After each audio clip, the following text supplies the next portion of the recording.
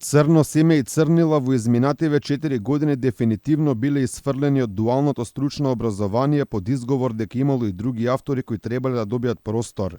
Тоа било направено уште во 2019 година со одлука на тогашниот министер за образование Арбар Адеми, но била ставена во функција од учебната 2021-2022. Идејата според извори на Алфа била полека овие дела да ги снема од целата програма, но последните реакции од јавноста денеска конечно согласи Бирото за развој на образованието. Од таму тврдат дека двете епохални дела на Чашули и Георгиевски, кои се занимаваат со осетливи теми за Грција и Бугарија, сепак од следната учебна година ќе се вратат, односно ќе останат да се обработуваат и како дела, но и како лектири. Во конфузно образложение директорот Закирија Хасипи тврди дека за следната учебна година овие две книги ќе биле дел од програмата, но призна дека промени имало уште во 2019 и дека таа програма се спроведувала изминатите години. Делото Црно семе не е содржано во наставната програма уште од 2019 година.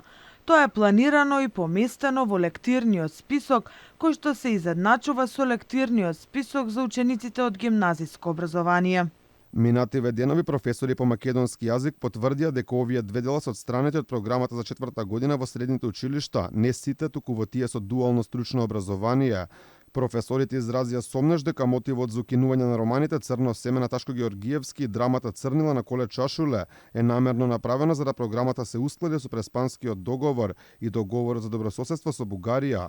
Инаку делото Црно семе на Ташко Георгиевски обработува теми од граѓанската војна во Грција и македонците во неа, а Црнила од Коле Чашуле го обработува атентатот на Ѓорче Петров, антимакедонизмот, предавството и братоубиството. За повеќе детали за оваа тема денеска се обидовме во контакт да стапиме лично со директорот на Бирото за развој на образованието Закирија Хасипи, но тој не одговараше на нашите телефонски повици.